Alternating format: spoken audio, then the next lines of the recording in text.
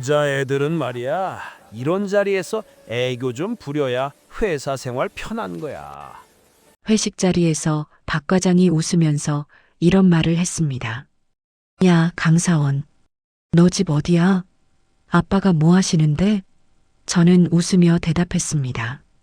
그냥 회사 다니세요. 그 대답이 얼마나 무서운 복선이었는지 박 과장은 끝까지 몰랐습니다. 아니, 알고 싶지도 않았겠죠. 자기가 지금 누구를 건드리고 있는지 꿈에도 모른 채 그 사람은 계속 저를 만만하게 봤으니까요. 저는 올해 24살 대성물산 영업이 팀에 입사한 지 딱 석 달째 되는 신입사원 강서연입니다. 아침 8시 50분, 저는 늘 그랬듯 회사 로비에서 명찰을 목에 걸었습니다. 플라스틱 명찰이 목에 닿는 차가운 감촉. 그 감촉이 익숙해질 때쯤 저는 이미 이 회사의 공기에 적응한 사람이 되어 있었습니다. 로비 대리석 바닥에 비친 제 모습은 여느 신입사원과 다를 게 없었습니다. 검은색 정장에 단정하게 묶은 머리, 최대한 눈에 띄지 않으려고 애쓰는 표정까지. 엘리베이터 안에서 선배들이 주고받는 대화가 들렸습니다. 어제 박 과장님이 또 술 드셨대. 인사팀 김 대리가 봤다더라. 에이, 뭐 어때? 우리 과장님 원래 그러시잖아. 저는 고개를 숙인 채 아무 말도 하지 않았습니다. 속으로 이런 생각이 들었습니다. 원래 그러시면 괜찮은 건가? 사무실 문을 열고 들어서자 익숙하지 않은 냄새가 코끝을 스쳤습니다.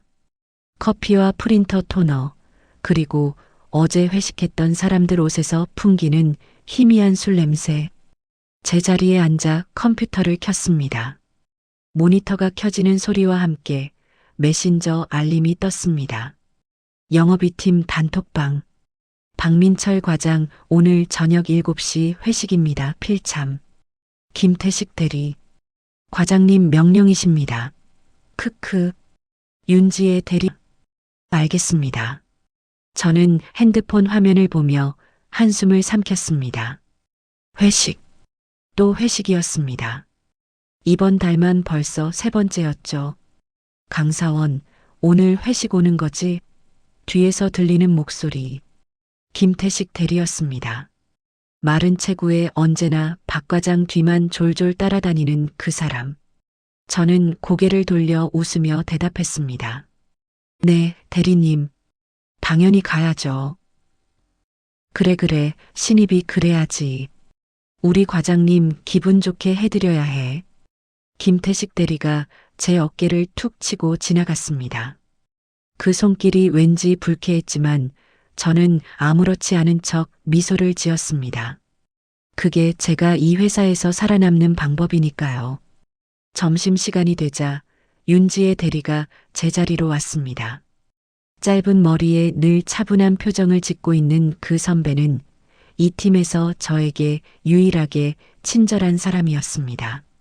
서연 씨, 같이 밥 먹을래요? 네, 좋아요. 우리는 회사 근처 작은 국밥집으로 갔습니다. 뜨끈한 국물에 밥을 말아 먹으면서 지혜 대리가 조심스럽게 입을 열었습니다. 오늘 회식 조심해요. 저는 숟가락을 든 채 그 선배를 바라봤습니다. 지혜 대리의 눈빛이 뭔가 말하고 싶지만 참고 있는 것 같았습니다. 무슨 말씀이세요? 그냥 박 과장님이 술 드시면 좀 그러시거든요. 특히 여자 직원들한테. 아, 저는 고개를 끄덕였습니다. 속으로는 이미 알고 있었습니다. 지난 2번의 회식에서 저는 이미 충분히 느꼈으니까요. 박 과장이 술만 마시면 어떻게 변하는지. 그래도 신입이라 안 갈 수는 없잖아요. 제가 웃으며 말하자 지혜 대리가 한숨을 쉬었습니다. 그러게요. 저도 그래서 계속 다니는 거예요. 그 선배의 목소리에서 저는 뭔가 깊은 체념 같은 걸 느꼈습니다. 이 사람도 과거에 뭔가 있었구나. 그런 생각이 들었죠.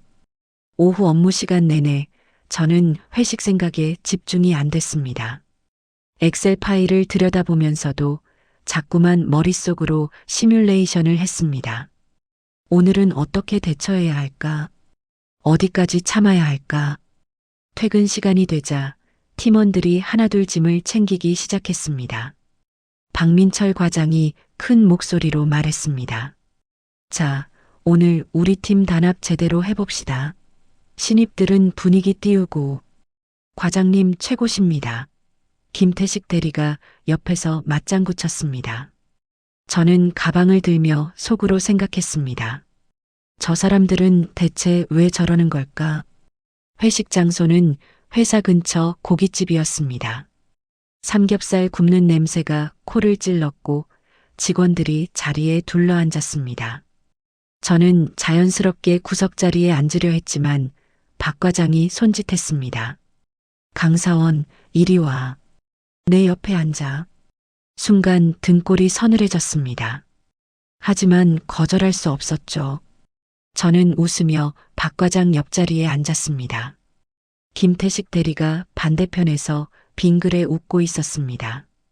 고기가 구워지고 소주잔이 돌기 시작했습니다. 박 과장이 제 앞에 소주를 따라주면서 말했습니다. 자, 신입. 오늘 기분 좋으니까 내가 직접 따라주는 거야. 원샷. 감사합니다. 저는 잔을 받아들이켰습니다. 목구멍이 따가웠고 눈물이 핑 돌았습니다. 하지만 웃어야 했습니다. 계속 웃어야 했습니다. 1시간쯤 지났을까요? 박 과장의 얼굴이 빨개지기 시작했습니다. 옆에 앉은 김태식 대리도 연신 맥주를 들이켰습니다. 그리고 박 과장의 말투가 점점 거칠어졌습니다. 여자애들은 말이야, 회사에서 일 잘하는 것도 중요하지만 이런 자리에서 분위기 띄워주는 것도 능력이야. 맞습니다, 과장님. 요즘 애들은 그걸 몰라요. 김태식 대리가 거들었습니다. 저는 그저 고개를 끄덕이며 웃고 있었습니다. 속으로는 토할 것 같았지만 그때였습니다. 박 과장의 손이 제 어깨에 올라왔습니다. 무겁고 끈적한 손길. 저는 몸이 굳었습니다. 강사원, 너 원래 어디 살아? 저요? 그냥 서울이요. 서울 어디? 강남? 너 좀 괜찮아 보이던데. 박 과장이 웃으며 제 어깨를 주무르기 시작했습니다. 손가락이 제 쇄골 근처까지 내려왔습니다. 저는 숨이 막히는 것 같았습니다. 야, 강사원. 너 집 어디야? 아빠가 뭐 하시는데? 그 질문이 들리는 순간 제 심장이 쿵 내려앉았습니다. 혹시 눈치챈 걸까? 아니, 그럴 리 없어. 저는 최대한 태연하게 웃으며 대답했습니다. 그냥 회사 다니세요. 회사? 어디? 그냥 작은 회사요. 별거 아니에요.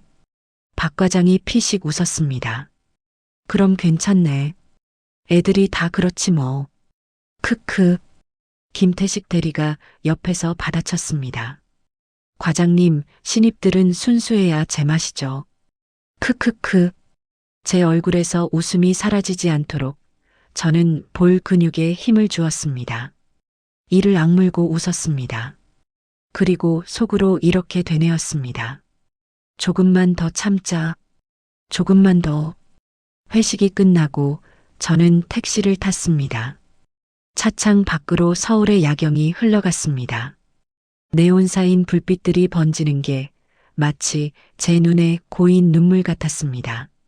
집에 도착해서 거울을 봤습니다. 거울 속에 비친 제 얼굴은 여전히 웃고 있었습니다. 아니, 웃는 척하고 있었습니다. 저는 천천히 명찰을 목에서 벗어 책상 위에 올려놨습니다. 강서연, 신입사원. 그 글씨를 보면서 저는 생각했습니다. 나는 지금 누구지? 그리고 왜 이렇게까지 참아야 하는 거지? 핸드폰이 울렸습니다. 아버지였습니다. 저는 전화를 받지 않았습니다. 아버지 목소리를 듣는 순간 제가 무너질 것 같았으니까요. 대신 문자를 보냈습니다. 아빠, 오늘 좀 피곤해. 내일 전화할게. 그날 밤 저는 잠들지 못했습니다. 천장을 바라보며 오늘 있었던 일들을 떠올렸습니다. 박 과장의 손길, 김태식 대리의 비웃음, 그리고 제가 지어야 했던 그 수많은 거짓 미소들, 그리고 문득 이런 생각이 들었습니다. 언젠가는 저 사람들이 알게 되겠지. 자기들이 지금 누구를 건드렸는지. 다음 날 아침 출근길 지하철은 언제나처럼 붐볐습니다. 사람들 틈에 끼어서서 저는 어젯밤 일을 계속 곱씹었습니다. 박 과장의 손이 제 어깨에 올라왔던 그 순간, 김태식 대리가 옆에서 키득거리던 그 웃음소리, 제 입에서 나왔던 그냥 회사 다니세요라는 대답, 회사에 도착해서 자리에 앉자마자 윤지의 대리가 제 책상 앞에 커피를 하나 놓고 갔습니다. 아무 말 없이 저는 그 따뜻한 종이컵을 양손으로 감싸 쥐었습니다. 손끝으로 전해지는 온기가 왠지 위로처럼 느껴졌습니다. 오전 업무를 보던 중 박 과장이 회의실로 들어오라고 호출했습니다. 저를 포함해 팀원 5명이 회의실에 모였습니다. 박 과장이 프로젝터를 켜며 말했습니다.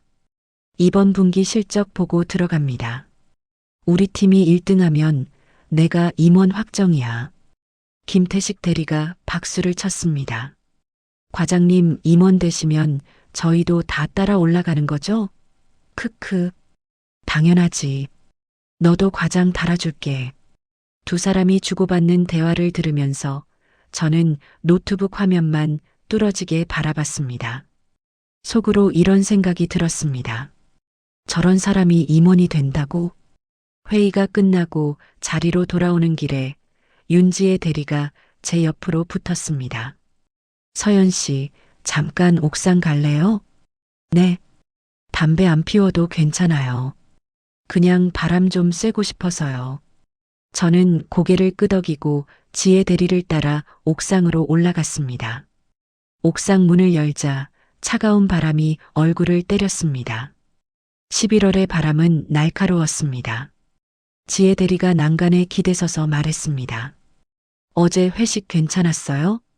저는 잠시 망설이다가 솔직하게 대답했습니다. 아니요. 별로였어요. 그럴 줄 알았어요. 지혜 대리가 한숨을 쉬었습니다. 그리고 한참을 침묵하더니 조용히 말을 이었습니다. 저도 당했었어요. 5년 전에. 예. 박 과장한테요. 그때 저도 신입이었어요. 회식 자리에서 더 심했죠. 지혜 대리의 목소리가 떨렸습니다. 저는 아무 말도 하지 못했습니다. 신고하려고 했어요. 근데 증거가 없었어요. 그리고 저는 싱글맘이거든요. 직장 잃으면 아이를 키울 수가 없어요. 대리님, 그래서 참았어요. 5년 동안 그 사람 얼굴 보면서 지혜 대리가 저를 바라봤습니다. 그 눈빛에는 분노와 슬픔, 그리고 체념이 섞여 있었습니다. 서연 씨는 어떻게 할 거예요? 저는 입술을 깨물었습니다. 어떻게 할 거냐고. 저도 잘 모르겠습니다. 하지만 한 가지는 확실했습니다. 참고만 있지는 않을 거예요. 어떻게요? 증거가 있어요? 만들면 되죠. 제 입에서 나온 말에 저 스스로도 놀랐습니다. 지혜 대리도 눈을 크게 떴습니다. 무슨 뜻이에요? 다음 회식 때 녹음할 거예요. 스마트폰으로. 지혜 대리가 잠시 망설이더니 고개를 끄덕였습니다. 위험할 수도 있어요. 그래도 해야 할 것 같아요. 안 그러면 저도 대리님처럼 5년, 10년 참고 살아야 할 것 같아서요. 지혜 대리가 제 손을 꽉 잡았습니다. 차가운 손이었지만 그 악령만큼은 단단했습니다. 제가 도울게요. 대리님, 저도 끝내고 싶었어요. 이 악몽을. 우리는 그렇게 옥상에서 계획을 짰습니다. 다음 회식은 언제쯤일지, 어떻게 녹음을 할지, 녹음한 파일은 어디에 보관할지. 근데 녹음만으로 될까요? 제가 물었습니다. 다른 피해자들 진술도 필요해요. 제가 아는 사람들 몇 명 더 있어요. 퇴사한 사람들도요. 연락할 수 있어요? 해볼게요. 근데 서연 씨 혹시 정말 신고까지 갈 수 있어요?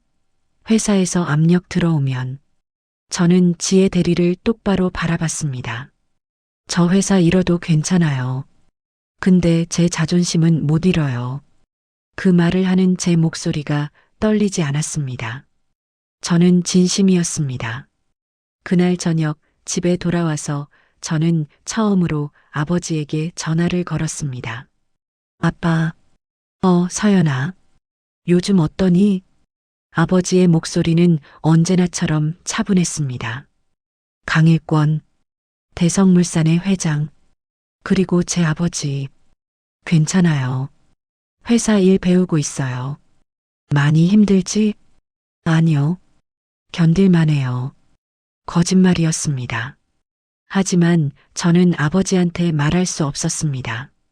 아버지가 아시는 순간 모든 게 끝나버릴 테니까요. 제가 지난 3개월 동안 정말 평범한 신입사원으로 살아보려고 애썼던 모든 시간이 물거품이 될 테니까요. 서연아, 힘들면 언제든지 그만둬도 돼. 아니에요, 아빠. 저 끝까지 해볼래요. 그래. 내가 하고 싶은 대로 해라. 전화를 끊고 저는 책상 서랍을 열었습니다. 그 안에 명찰이 들어 있었습니다. 신입사원 강서연. 저는 그 명찰을 꺼내 들고 한참을 들여다봤습니다. 이 명찰을 달고 있는 동안만큼은 저는 그냥 강서연일 뿐입니다. 회장의 딸이 아니라 24살 신입사원 강서연. 그리고 이 강서연이 저 추잡한 사람들을 무너뜨릴 겁니다. 며칠 뒤 예상대로 또 회식 공지가 떨어졌습니다. 박민철 과장 금요일 저녁 회식, 이번엔 2차까지 갑니다. 김태식 대리 과장님 만세. 저는 그 메시지를 보며 미소를 지었습니다. 이번엔 다릅니다. 이번엔 제대로 증거를 남길 겁니다. 금요일 오후 저는 화장실에서 스마트폰 녹음 앱을 테스트했습니다. 작동이 잘 됐습니다. 가방 안쪽 주머니에 핸드폰을 넣으면 소리가 선명하게 녹음됐습니다. 서연 씨, 뒤에서 윤지의 대리가 불렀습니다. 준비됐어요? 네. 무서우면 안 해도 돼요. 아니에요. 해야 해요. 저는 결심이 확고했습니다. 회식 장소는 역시 고깃집이었습니다. 자리에 앉고 고기가 구워지고 술이 돌기 시작했습니다. 저는 가방을 무릎 위에 올려놓았습니다. 그 안에서 녹음이 시작됐습니다. 1시간쯤 지났을까요? 박 과장의 얼굴이 빨개졌습니다. 그리고 시작됐습니다. 강사원, 이리 와봐. 저는 박 과장 옆으로 갔습니다. 심장이 쿵쿵 뛰었습니다. 오늘 기분 좋으니까 내가 직접 따라줄게. 박 과장이 소주를 따라주며 제 허벅지에 손을 올렸습니다. 저는 몸을 움찔했지만 참았습니다. 녹음 중입니다. 증거를 남겨야 합니다. 과장님 감사합니다. 크크, 우리 신입 착하네. 이쁘기도 하고. 박 과장의 손이 제 허벅지를 쓰다듬었습니다. 저는 구역질이 올라왔지만 웃음을 지었습니다. 여자애들은 말이야. 이런 자리에서 애교 좀 부려야 회사 생활 편한 거야. 맞습니다, 과장님. 김태식 대리가 옆에서 거들었습니다. 요즘 애들은 너무 까칠해요. 그러니까 승진도 못하는 거죠. 그러니까 강사원은 좀 다르네. 순종적이고. 박 과장의 손이 더 위로 올라왔습니다. 저는 눈을 감았습니다. 참아야 합니다. 조금만 더. 그때였습니다. 윤지의 대리가 갑자기 일어서며 말했습니다. 과장님, 저 화장실 좀 다녀올게요. 서연 씨, 같이 갈래요? 아, 네. 저는 재빨리 일어났습니다. 박 과장이 아쉬운 듯 손을 놓았습니다. 화장실에서 지혜 대리가 제 어깨를 잡았습니다. 괜찮아요? 네. 녹음 잘 되고 있어요. 조금만 더 참아요. 결정적인 증거가 필요해요. 저는 고개를 끄덕였습니다. 그리고 거울에 비친 제 얼굴을 봤습니다. 창백했습니다. 하지만 눈빛만은 살아 있었습니다. 자리로 돌아가자 2차 이야기가 나왔습니다. 자, 이제 2차 갑시다. 노래방. 박 과장이 소리쳤습니다. 과장님 최고. 김태식 대리가 박수를 쳤습니다. 노래방으로 이동했습니다. 좁은 방 안에서 음악이 크게 울려 퍼졌습니다. 박 과장이 제 옆에 바짝 붙어 앉았습니다. 술 냄새가 진동했습니다. 강사원, 오늘 2차 와줘서 고마워. 아니요, 괜찮아요. 내가 특별 서비스 해줄까? 박 과장이 제 귀에 대고 속삭였습니다. 그 순간 저는 온몸에 소름이 돋았습니다. 무슨 말씀이세요? 크크, 나중에 알게 될 거야. 넌 내 스타일이야. 박 과장의 손이 제 어깨를 감쌌습니다. 그리고 허리 쪽으로 내려왔습니다. 저는 이제 한계였습니다. 더 이상 참을 수 없었습니다. 과장님, 저 좀 나가볼게요. 머리가 아파서요. 벌써? 죄송해요. 저는 가방을 들고 밖으로 나왔습니다. 복도에서 숨을 헐떡였습니다. 녹음을 멈췄습니다. 파일을 확인했습니다. 2시간 37분. 충분했습니다. 집에 돌아와서 저는 녹음 파일을 들었습니다. 박 과장의 목소리가 선명하게 들렸습니다. 여자애들은 이런 자리에서 애교 좀 부려야. 내가 특별 서비스 해줄까? 넌 내 스타일이야. 저는 파일을 클라우드에 백업했습니다. 그리고 윤지혜 대리에게 문자를 보냈습니다. 대리님, 녹음 완료했어요. 내일 만나요. 잠자리에 들기 전 저는 다시 한번 명찰을 꺼내 들었습니다. 강서연, 신입사원.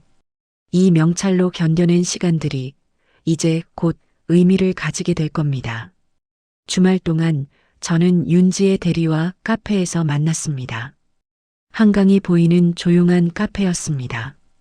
창밖으로 강물이 천천히 흘러가고 사람들이 자전거를 타고 지나갔습니다.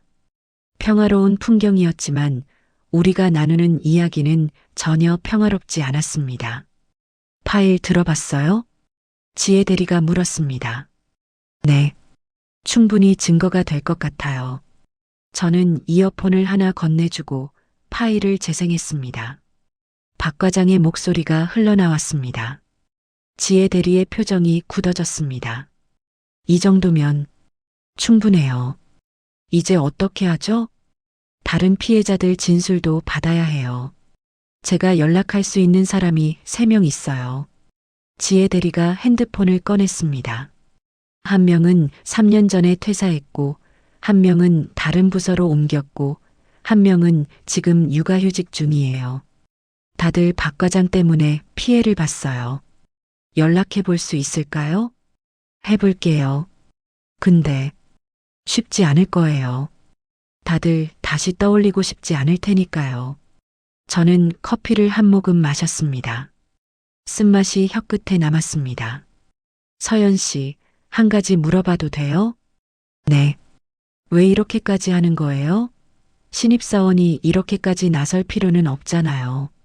그냥 참고 다니다가 나중에 이직하면 되는데. 저는 잠시 망설였습니다. 뭐라고 대답해야 할까요? 사실은 제가 회장 딸이라서, 그래서 이 회사를 결국 제가 이끌어야 하니까 이런 쓰레기들을 미리 청소하고 싶어서. 하지만 그건 진짜 이유가 아니었습니다. 대리님, 저는 그냥 당하고 살고 싶지 않아요. 그게 다예요? 네, 그게 다예요.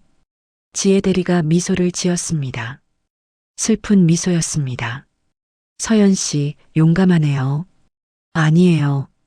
저는 그냥 화가 나요. 그날 이후로 저희는 본격적으로 움직이기 시작했습니다. 지혜 대리가 옛날 동료들에게 연락을 했습니다.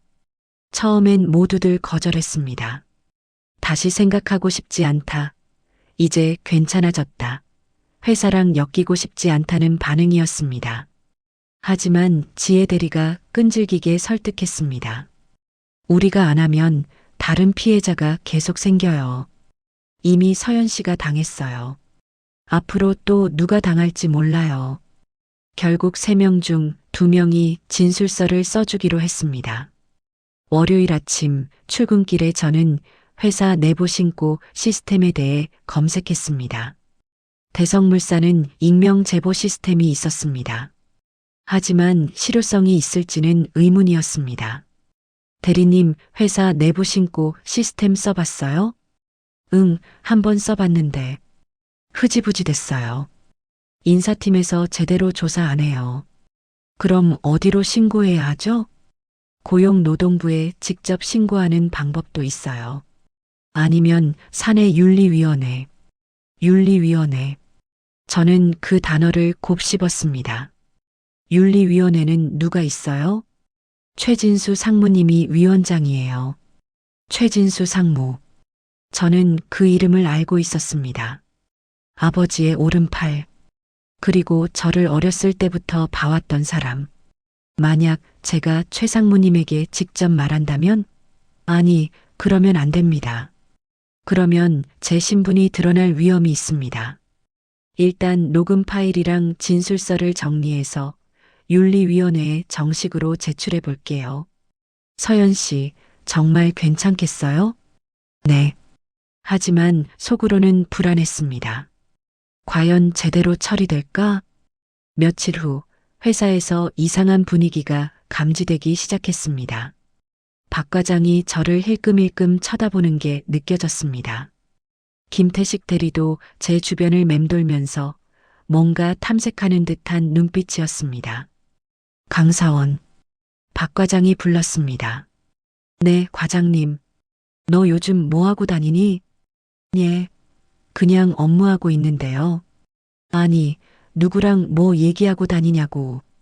박 과장의 목소리가 날카로워졌습니다. 저는 최대한 태연하게 대답했습니다. 그냥 선배님들이랑 밥 먹고 그러죠. 윤 대리랑? 네, 가끔요. 박 과장이 코웃음을 쳤습니다.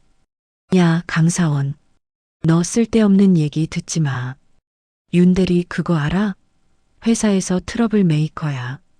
예. 괜히 이상한 소문 퍼뜨리고 다니거든. 조심해.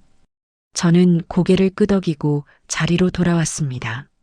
손이 떨렸습니다. 뭔가 눈치챈 걸까? 점심시간 지혜 대리가 급하게 제 팔을 잡았습니다. 서연 씨, 큰일 났어요. 왜요? 박 과장이 인사팀 사람들한테 뭔가 얘기하고 다니는 것 같아요. 우리 감시하는 것 같아요. 어떻게 알았어요? 아까 복도에서 김 대리가 인사팀 직원이랑 얘기하는 거 들었어요. 요즘 영업이 팀 분위기가 이상하다고. 저는 심호흡을 했습니다. 진정하라. 아직 아무것도 확정된 게 없다. 대리님, 우리 계획대로 진행해요. 근데 서연 씨, 만약에 신고해도 묵살당하면 어떡해요? 그럼 다른 방법을 찾아야죠. 다른 방법이 뭐예요? 저는 잠시 망설이다가 말했습니다. 언론에 제보하는 거요. 지혜 대리가 눈을 크게 떴습니다. 그건 너무 위험해요. 우리 신분도 노출될 수 있어요. 하지만 회사에서 묵살하면 그게 유일한 방법이에요. 우리는 더 이상 말하지 않았습니다. 각자의 생각에 잠긴 채 냉면을 먹었습니다. 국물이 목으로 넘어가는 게 마치 얼음장처럼 차가웠습니다. 그날 오후 저는 최진수 상무님이 복도를 지나가는 걸 봤습니다. 우리 눈이 마주쳤습니다. 상무님이 잠깐 걸음을 멈추더니 고개를 끄덕이고 지나갔습니다. 그 순간 이상한 느낌이 들었습니다. 상무님이 뭔가 알고 계신 것 같은 느낌. 퇴근 후 저는 아버지에게 전화를 걸었습니다. 아빠, 서연아. 아빠, 만약에 회사에서 부당한 일이 생기면 어떻게 해야 해요? 무슨 일 있니? 아버지의 목소리가 긴장했습니다. 아니, 그냥 궁금해서요. 만약에 신고를 해도 회사에서 제대로 처리 안 해주면요. 그럼 끝까지 싸워야지. 포기하면 안 돼. 네. 서연아, 혹시 지금 힘든 일 있니? 아니에요. 괜찮아요. 또 거짓말이었습니다. 하지만 저는 아직 아버지한테 말할 수 없었습니다. 전화를 끊고 저는 책상 위에 놓인 명찰을 바라봤습니다. 강서연, 신입사원. 이 명찰을 달고 있는 한 저는 제 힘으로 싸워야 합니다. 다음 날 저는 마침내 윤리위원회에 신고서를 제출했습니다. 온라인 양식에 녹음 파일을 첨부하고 상황을 상세히 기술했습니다. 진술서 2장도 함께 첨부했습니다. 제출 버튼을 누르는 순간 손이 떨렸습니다. 이제 돌아갈 수 없습니다.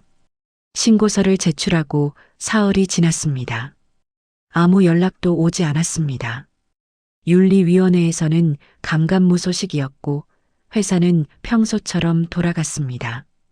박 과장은 여전히 큰 목소리로 웃고 있었고 김태식 대리는 그 뒤를 졸졸 따라다녔습니다. 마치 제가 한 신고가 허공에 던진 돌멩이 같았습니다. 대리님, 윤리위원회에서 언제쯤 답이 올까요? 보통 2주 정도 걸려요. 근데 솔직히 기대는 안 하는 게 좋아요. 지혜 대리의 목소리에는 체념이 묻어 있었습니다. 왜요? 전에도 비슷한 신고가 있었는데 흐지부지 됐거든요. 증거가 약하다, 오해의 소지가 있다. 이런 식으로 저는 주먹을 쥐었습니다. 손톱이 손바닥을 파고들었습니다. 그날 저녁 또 회식 공지가 떨어졌습니다. 박민철 과장 내일 팀 회식. 이번엔 내가 쏜다. 임원 확정 기념으로. 김태식 대리 과장님 축하드립니다. 짝짝짝. 저는 핸드폰 화면을 보며 이를 악물었습니다. 임원 확정. 아직 발표도 안 났는데? 서연 씨. 뒤에서 목소리가 들렸습니다. 김태식 대리였습니다. 내일 회식 오는 거지? 네. 과장님이 서연 씨 꼭 오라고 하셨어. 크크. 김태식 대리의 웃음소리가 귓가에 거슬렸습니다. 저는 아무 대꾸 없이 고개만 끄덕였습니다. 회식 당일 저는 다시 한번 녹음 앱을 준비했습니다. 이번에는 만약을 대비해서 예비 배터리도 챙겼습니다. 회식 장소는 고급 한정식집이었습니다. 박 과장이 기분이 좋은지 평소보다 더 들뜬 모습이었습니다. 자, 오늘은 내가 큰맘 먹고 쏩니다. 다들 실컷 먹어요. 과장님 최고. 김태식 대리가 선창을 하고 다른 팀원들도 박수를 쳤습니다. 저는 끝자리에 앉아 있었습니다. 음식이 나오고 술이 돌기 시작했습니다. 박 과장이 소주잔을 들며 말했습니다. 오늘 여기 있는 사람들은 다 내 사람들이야. 내가 임원 되면 너희들도 다 챙겨줄 거야. 과장님, 저희 믿고 따르겠습니다. 강사원도 잘하면 과장 빨리 달 수 있어. 크크. 박 과장이 저를 보며 웃었습니다. 저는 억지로 미소를 지었습니다.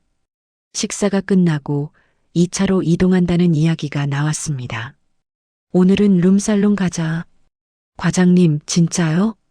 그럼 오늘 제대로 한번 놀아야지. 저는 가방을 꼭 쥐었습니다. 룸살롱? 그런 데까지 가야 하나? 강사원도 가는 거지? 박 과장이 물었습니다.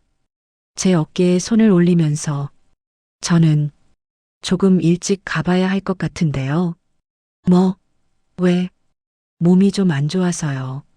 박 과장의 표정이 굳어졌습니다. 야, 신입이 분위기 깨면 안 되지.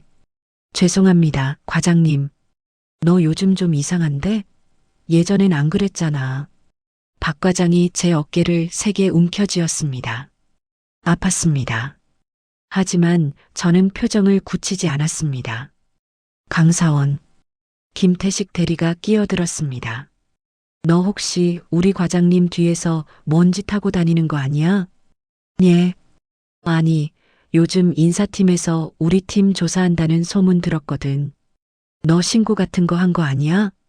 순간 제 심장이 멈추는 것 같았습니다. 들켰다. 그들이 알고 있었습니다.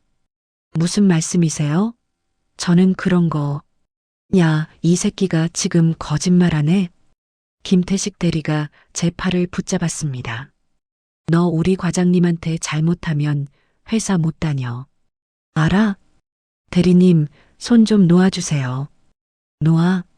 야, 너 지금 감히 나한테. 놓으세요. 저는 팔을 뿌리쳤습니다. 그 바람에 김태식 대리가 비틀거렸습니다. 뭐야 이 새끼가? 박 과장이 일어났습니다. 얼굴이 새빨갛게 달아올랐습니다. 강서연, 너 지금 선배한테 대드는 거야? 과장님, 저는 그냥. 입 닥쳐. 너 어디 집 딸이길래 이렇게 건방져? 응? 박 과장이 다가왔습니다. 술 냄새가 진동했습니다. 너 뭐 돼? 너네 아빠가 뭐 재벌이라도 돼? 말해봐. 그냥 회사 다닌다고 했잖아요. 회사? 어디 회사? 야, 대답 안 해? 너 진짜 재벌 딸이야? 아니면 뭐야? 박 과장이 비웃었습니다. 설마 그럴 리가. 재벌 딸이 여기서 이 고생을 하고 있겠어? 크크크. 그 순간 누군가 다가왔습니다. 박 과장님, 저는 그 목소리를 알고 있었습니다. 최진수 상무님이었습니다. 아, 상무님, 여기 왜 오셨어요? 박 과장이 갑자기 태도가 달라졌습니다. 지나가다가 우연히 봤습니다. 박 과장님, 지금 무슨 일입니까? 아, 아무것도 아닙니다. 그냥 신입 교육 좀 하고 있었습니다. 최 상무님이 저를 바라봤습니다. 그 눈빛에는 걱정과 무언가 다른 감정이 섞여 있었습니다. 강서연 사원, 괜찮습니까? 네. 잠깐 밖에서 얘기 좀 합시다. 최 상무님이 저를 데리고 밖으로 나갔습니다. 차가운 밤 공기가 얼굴을 때렸습니다. 서연 씨, 상무님이 처음으로 제 이름을 불렀습니다. 상무님, 윤리위원회에 신고한 거 접수됐어요. 제가 담당하고 있습니다. 네. 그리고 회장님도 알고 계세요. 제 머리가 하얗게 변했습니다. 아버지가, 네. 회장님이 저한테 전화하셨어요. 딸을 잘 지켜달라고. 하지만 개입은 하지 말라고. 최 상무님이 한숨을 쉬었습니다. 서연 씨, 지금 참 위험한 상황이에요. 박 과장이 임원 후보에 올라 있거든요. 그 사람 뒤에 지지 세력도 있어요. 그래도 증거가 있잖아요. 증거만으로는 부족할 수도 있어요. 회사 정치라는 게 그렇습니다. 저는 주먹을 쥐었습니다. 그럼 어떻게 해야 해요? 더 확실한 증거가 필요해요. 그리고 결정적인 타이밍. 결정적인 타이밍이요? 임원 발표일이 다음 주예요. 그날 회장님이 직접 발표하십니다. 최 상무님이 저를 똑바로 바라봤습니다. 서연 씨, 그날까지 견딜 수 있어요? 네. 그럼 제가 도와드리겠습니다. 하지만 회장 딸이라는 신분은 최대한 늦게 밝혀지는 게 좋아요.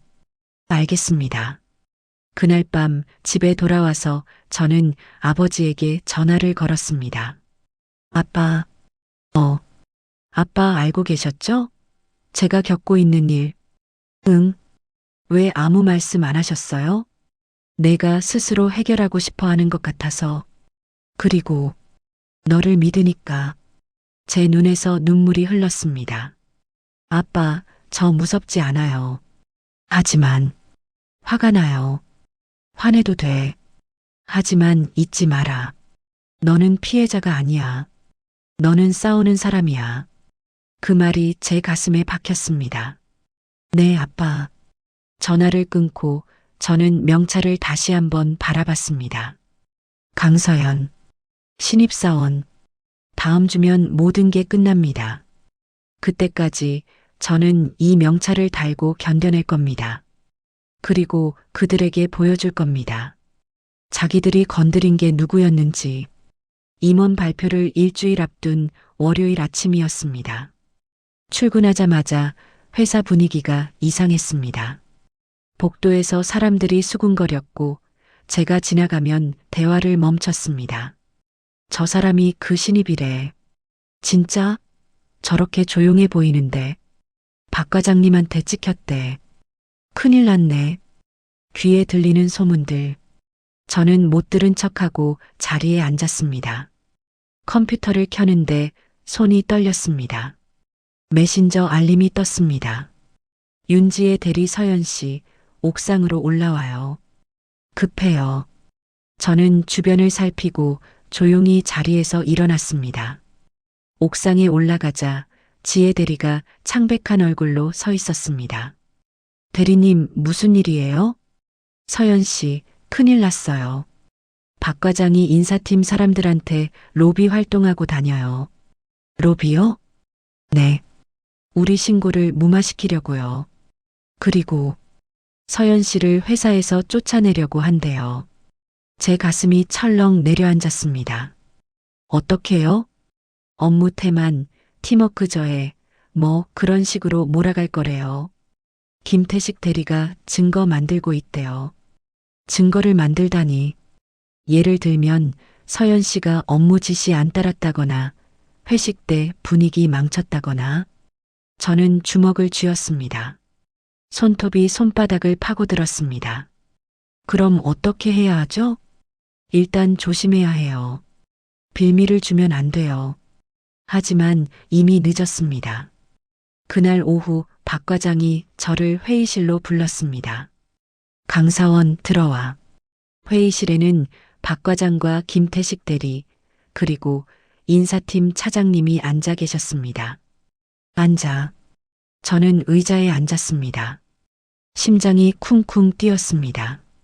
강서연 사원, 몇 가지 물어볼 게 있습니다. 인사팀 차장님이 서류를 펼쳤습니다.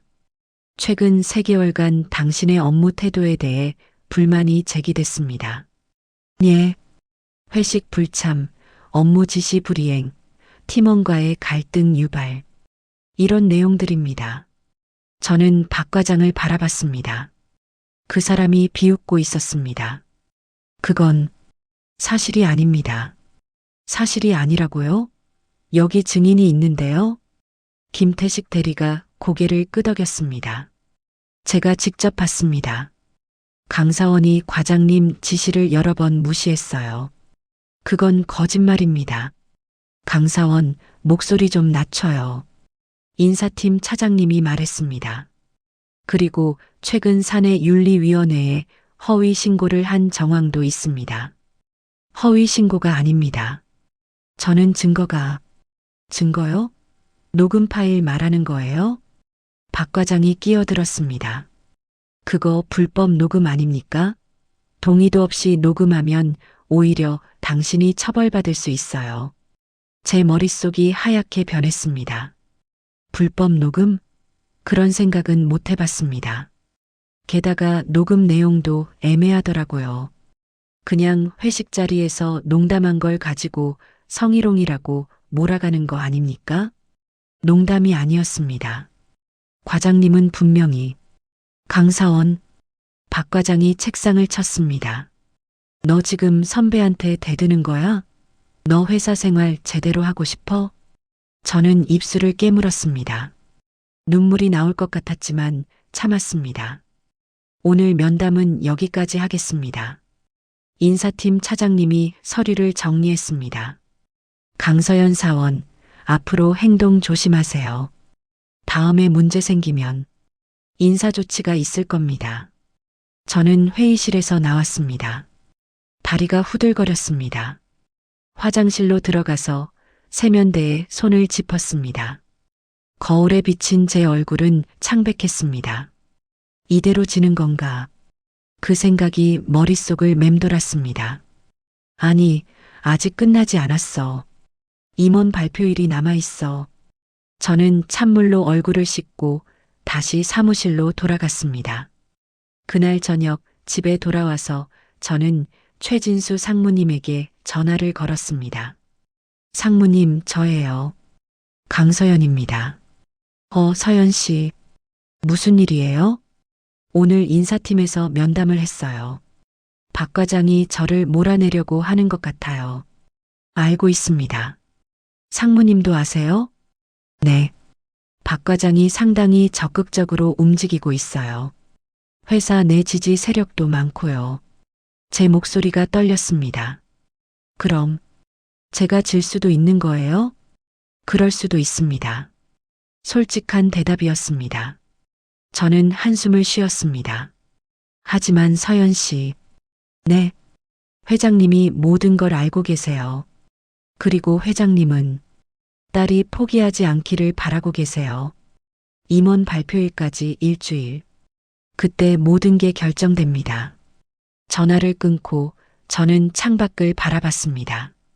서울의 야경이 반짝였습니다. 수많은 불빛들. 그 속에서 얼마나 많은 사람들이 부당한 일을 겪으면서도 참고 살고 있을까요? 저는 명찰을 꺼내 들었습니다. 강서연, 신입사원. 이 명찰이 무색해지는 순간이 곧 올 겁니다. 하지만 그 순간이 오기 전까지 저는 끝까지 이 신입사원으로 남을 겁니다. 그리고 증명할 겁니다. 한 명의 신입사원도 부당함에 맞서 싸울 수 있다는 걸. 다음 날부터 박 과장의 괴롭힘은 더 심해졌습니다. 강사원, 이 서류 다시 해와. 강사원, 커피 타와. 강사원, 복사백장 해놔. 별 의미 없는 잡무들이 쏟아졌습니다. 김태식 대리도 거들었습니다. 야, 강사원. 너 이것도 못해? 신입 맞아? 저는 묵묵히 견뎠습니다. 화를 내면 빌미를 주는 겁니다. 금요일 오후 전사 메일이 떨어졌습니다. 공지 다음 주 월요일 오전 10시 임원 승진 발표식이 있겠습니다.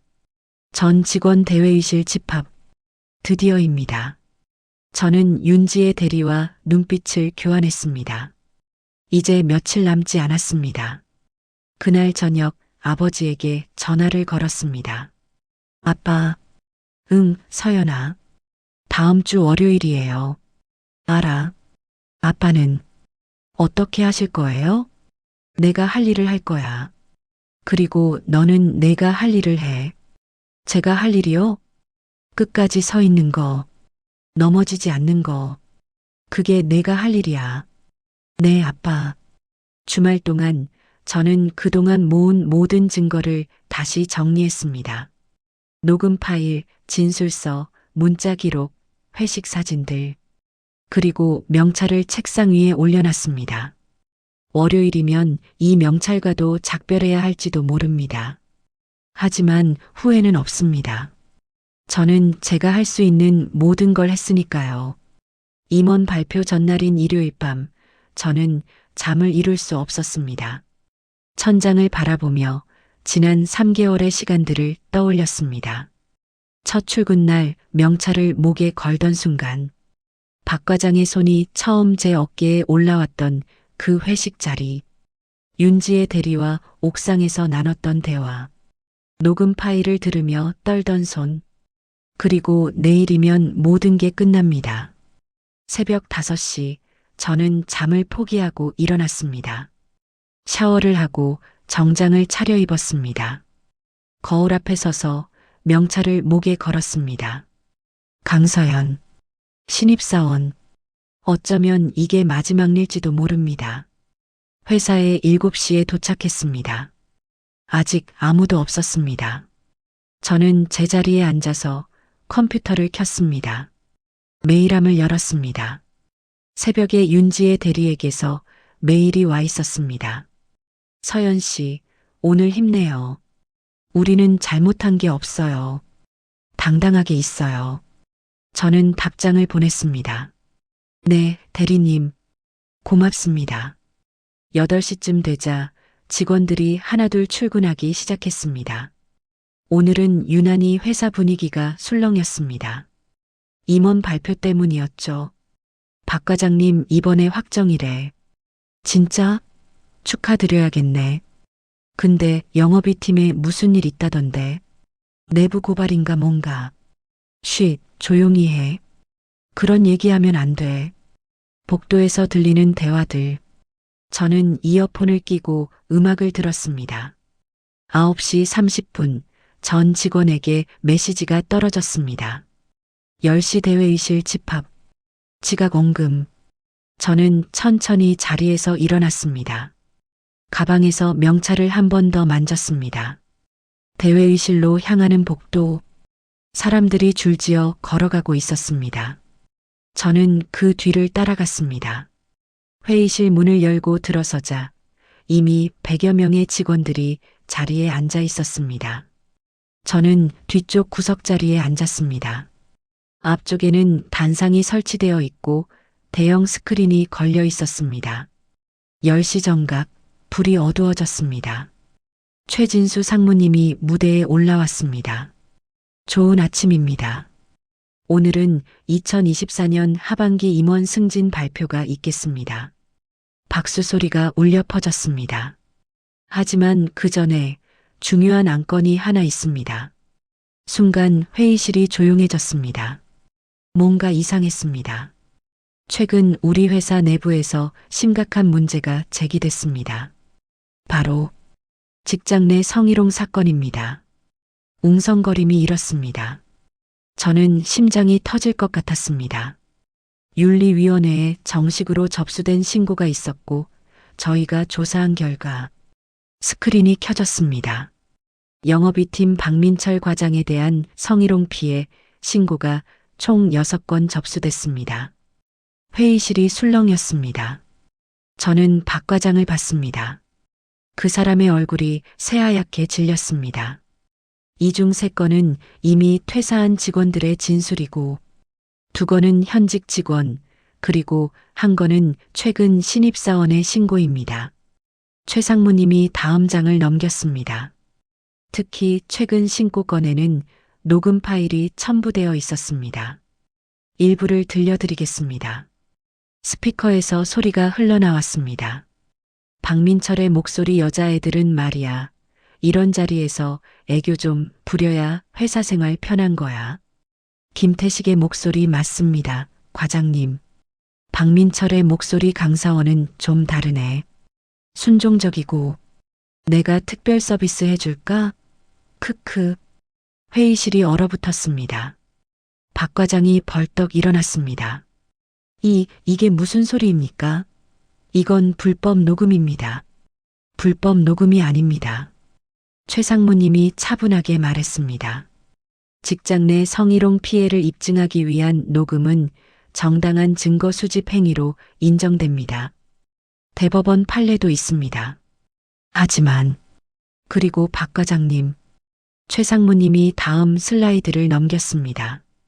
최근 피해자를 회사에서 내보내기 위해 허위 증거를 조작하려 한 정황도 포착됐습니다.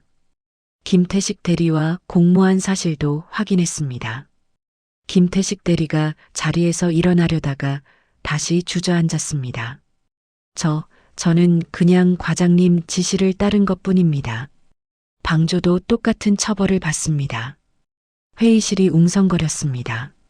사람들이 박 과장과 김태식 대리를 쳐다봤습니다. 그때 회의실 뒤쪽 문이 열렸습니다. 모두가 뒤를 돌아봤습니다. 강일권 회장님이 들어오셨습니다. 제 아버지.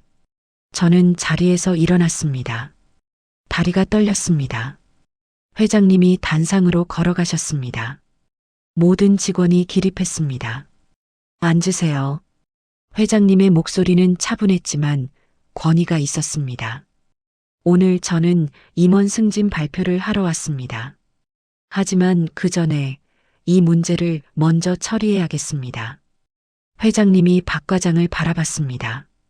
박민철 과장, 20년 동안 우리 회사에서 일했습니다. 실적도 좋았습니다. 하지만 회장님이 잠시 말을 멈췄습니다. 회사에서 가장 중요한 건 실적이 아닙니다. 사람입니다. 동료를 존중하지 못하는 사람은 아무리 실적이 좋아도 이 회사의 임원이 될 수 없습니다. 박 과장이 무릎을 꿇었습니다. 회장님, 제가 잘못했습니다. 기회를 주십시오. 기회는 이미 많이 드렸습니다. 20년 동안 몇 번이나 경고를 받았습니까? 그건 더 이상 변명하지 마십시오. 회장님이 최 상무님을 보셨습니다. 인사조치 발표하세요. 최 상무님이 서류를 들었습니다. 영업이팀 박민철 과장, 징계해고, 김태식 대리, 직위해제 및 대기 발령. 그리고 최 상무님이 저를 봤습니다. 이번 사건을 신고한 강서연 사원에게는 용기에 대한 포상을 하겠습니다. 박수 소리가 터져 나왔습니다. 하지만 저는 박수 소리가 들리지 않았습니다. 심장 소리만 요란했습니다. 박 과장이 저를 똑바로 쳐다봤습니다. 그 눈빛에는 분노와 배신감이 담겨 있었습니다. 강서연, 너 대체 누구야? 저는 천천히 자리에서 일어났습니다. 회장님이 저를 바라보셨습니다. 그리고 조용히 말씀하셨습니다. 강서연 사원은 제 딸입니다. 회의실이 완전히 얼어붙었습니다. 뭐라고요? 박 과장의 목소리가 떨렸습니다. 강서연 사원은 제 딸입니다. 회장님이 다시 한번 말씀하셨습니다. 이번엔 더 또렷하게. 회의실이 술렁였습니다. 100여 명의 직원들이 저를 쳐다봤습니다.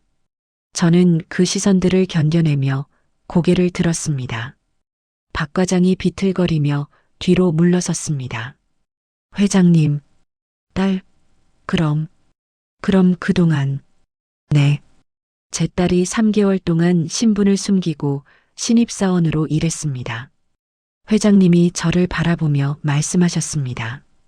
경영자가 되기 전에 현장을 배우라고 보냈습니다. 하지만 배운 건 경영이 아니라 이 회사의 민낯이었습니다. 회장님의 목소리에 실망이 묻어 있었습니다. 저는 우리 회사가 공정한 곳이라고 믿었습니다. 하지만 제 딸이 겪은 일을 보니 제가 틀렸더군요.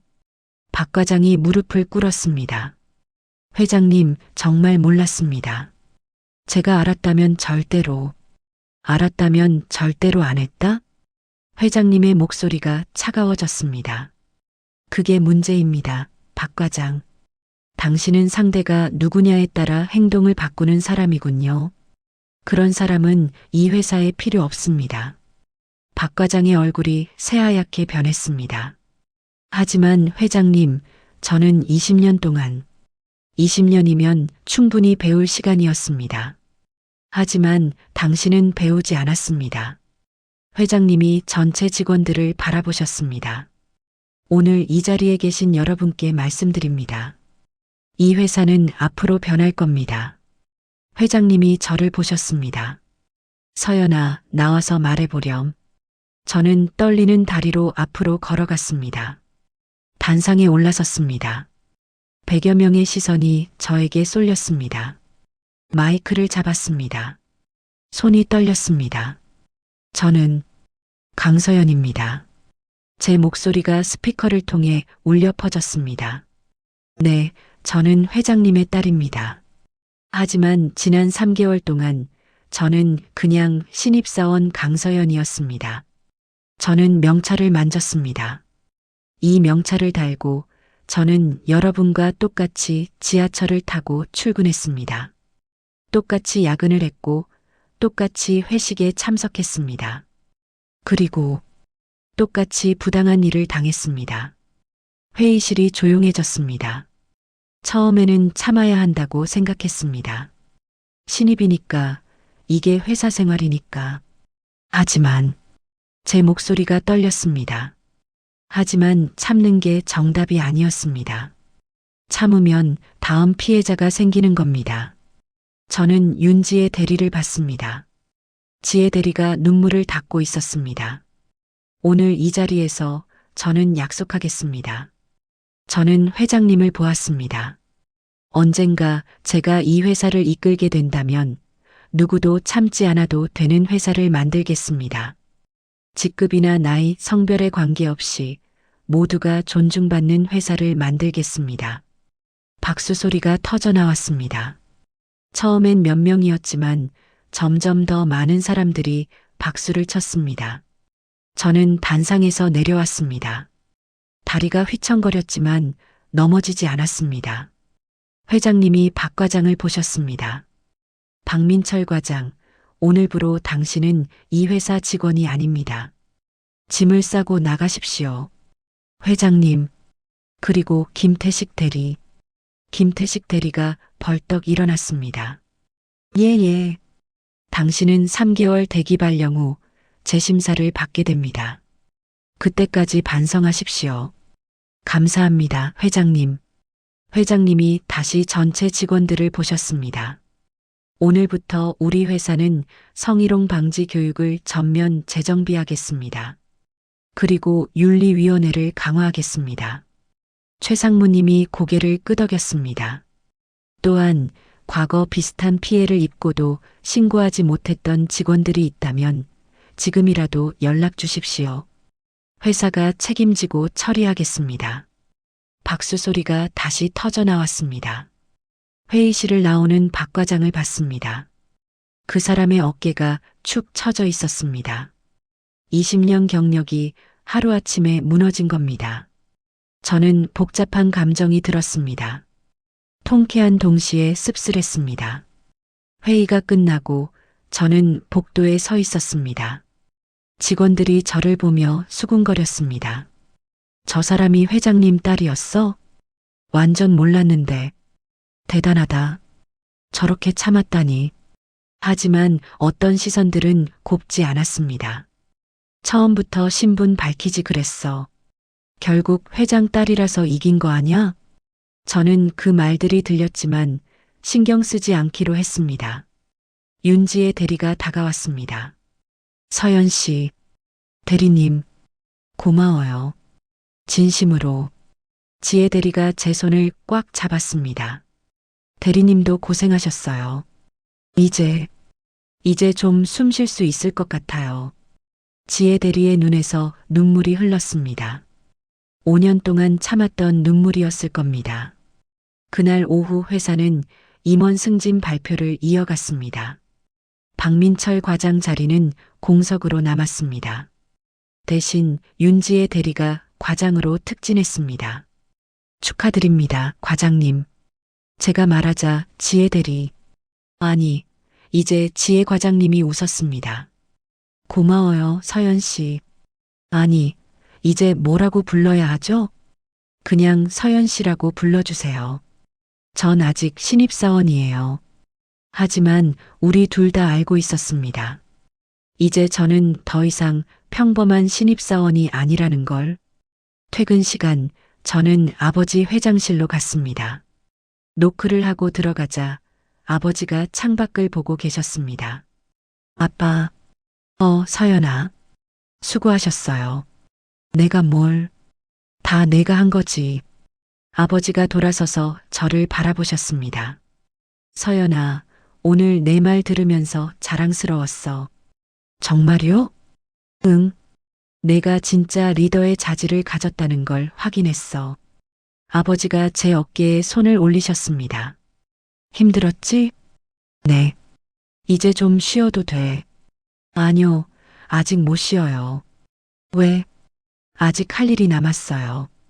이 회사를 정말 바꿔야 하니까요. 아버지가 미소를 지으셨습니다. 그래, 그게 내 딸이지. 집에 돌아와서 저는 명찰을 꺼내 들었습니다. 강서연, 신입사원. 이제 이 명찰은 의미가 달라졌습니다. 더 이상 숨기기 위한 가면이 아니라 제가 겪은 시간을 증명하는 상징이 되었습니다. 저는 명찰을 서랍 깊은 곳에 넣었습니다. 언젠가 다시 꺼내볼 날을 위해. 핸드폰이 울렸습니다. 지혜 과장님에게서 문자가 왔습니다. 서연 씨, 내일 커피 한 잔 할래요? 이제 진짜 편하게 얘기하고 싶어요. 저는 미소를 지으며 답장을 보냈습니다. 네, 좋아요. 그날 밤 저는 처음으로 편하게 잠들었습니다. 박민철 과장이 해고된 지 한 달이 지났습니다. 회사는 조금씩 변하기 시작했습니다. 성희롱 예방 교육이 전면 재정비됐고 익명신고 시스템이 강화됐습니다. 그리고 무엇보다 직원들의 눈빛이 달라졌습니다. 저는 여전히 영업이 팀 소속이었습니다. 하지만 이제는 모두가 제 정체를 알았습니다. 처음 며칠은 어색했습니다. 서연 씨, 아니 회장님 따님, 그냥 서연 씨라고 불러주세요. 하지만 전 아직 신입사원이에요. 배울 게 많아요. 점점 직원들도 익숙해졌습니다. 어떤 사람들은 여전히 저를 불편해했지만 어떤 사람들은 진심으로 응원해줬습니다. 윤지혜 과장님은 제 멘토가 되어주셨습니다. 서연 씨, 이 보고서 다시 작성해야 할 것 같아요. 네. 뭐가 잘못됐어요? 데이터는 맞는데 스토리가 없어요. 숫자만 나열하면 안 돼요. 아, 경영자가 되려면 숫자 뒤에 숨은 사람의 이야기를 읽어야 해요. 저는 고개를 끄덕이며 배워나갔습니다. 어느 금요일 오후 회사 로비에서 우연히 박민철 전 과장을 마주쳤습니다. 그 사람은 짐을 싸러 온 것 같았습니다. 수척해진 얼굴에 턱수염이 자라 있었습니다. 우리 눈이 마주쳤습니다. 강서연 씨, 박 과장님, 어색한 침묵이 흘렀습니다. 미안합니다. 박 과장이 고개를 숙였습니다. 제가 정말 잘못했습니다. 당신이 누구든 그렇게 대해선 안 됐어요. 저는 복잡한 감정이 들었습니다. 분노, 연민, 슬픔, 안도. 여러 감정이 뒤섞였습니다. 과장님, 저는 과장님을 용서할 수 없어요. 박 과장이 고개를 들었습니다. 하지만 과장님이 진짜 반성하신다면 다시 시작할 수는 있을 거예요. 다른 곳에서 감사합니다. 박 과장이 다시 고개를 숙이고 로비를 나갔습니다. 저는 그 뒷모습을 보며 생각했습니다. 과연 그 사람이 정말 변할까? 모르겠습니다. 하지만 그건 제가 책임질 문제가 아닙니다. 저는 제가 할 수 있는 일을 했을 뿐입니다. 그날 저녁 회사 옥상에 올라갔습니다. 서울의 야경이 펼쳐졌습니다. 수많은 불빛들이 반짝였습니다. 서연 씨, 뒤에서 목소리가 들렸습니다. 윤지혜 과장님이었습니다. 과장님, 여기 어떻게? 담배 피우러 왔어요. 서연 씨는 그냥 바람 쐬러요. 우리는 난간에 나란히 기대섰습니다. 서연 씨, 물어봐도 돼요? 네. 후회 안 해요? 신분 밝힌 거. 저는 잠시 생각했습니다. 가끔은 후회돼요. 그냥 평범한 신입사원으로 계속 지낼 수도 있었는데. 그랬으면 어땠을 것 같아요? 편했겠죠. 하지만 저는 지혜 과장님을 봤습니다. 하지만 과장님이나 다른 피해자분들은 계속 고통받았을 거예요. 그래서 안 후회하는 거예요? 네, 안 후회해요. 지혜 과장님이 미소를 지었습니다. 서연 씨, 좋은 경영자가 될 것 같아요. 정말요? 네. 진짜 좋은 리더는 자기 편함보다 옳은 것을 선택하는 사람이니까요. 그 말이 제 가슴에 따뜻하게 남았습니다. 며칠 후 저는 인사팀에서 연락을 받았습니다. 서연 씨, 전략기획팀으로 발령 났어요. 예, 저 아직 신입인데요. 회장님 지시예요. 본격적으로 경영을 배우라고 하시네요. 저는 영업이 팀 책상을 정리했습니다. 3개월 동안 앉았던 자리, 이제 떠나는 겁니다. 서랍 깊은 곳에서 명찰을 꺼냈습니다. 강서연, 신입사원. 저는 그 명찰을 지혜 과장님에게 건넸습니다. 과장님, 이거 보관해 주세요. 왜요? 언젠가 제가 회장이 되면 이 명찰을 다시 꺼내서 볼 거예요. 제가 어디서 시작했는지 잊지 않기 위해서요. 지혜 과장님이 명찰을 받아들었습니다. 알았어요. 잘 보관할게요. 전략기획팀으로 자리를 옮긴 후 저는 본격적으로 경영을 배우기 시작했습니다. 재무제표 읽는 법, 전략 수립하는 법, 협상하는 법. 배울 게 산더미였습니다. 하지만 저는 지치지 않았습니다. 오히려 더 열심히 했습니다. 왜냐하면 저는 약속했으니까요. 이 회사를 바꾸겠다고. 6개월 후 회사는 올해의 좋은 일터상을 받았습니다. 시상식에서 아버지가 말씀하셨습니다. 이 상은 우리 회사의 변화를 인정받은 겁니다. 그리고 이 변화는 한 명의 용감한 신입사원에서 시작됐습니다. 아버지가 저를 보셨습니다. 저는 객석에서 박수를 쳤습니다. 시상식이 끝나고 회사 앞 계단에서 아버지를 기다렸습니다. 아빠, 응, 서연아.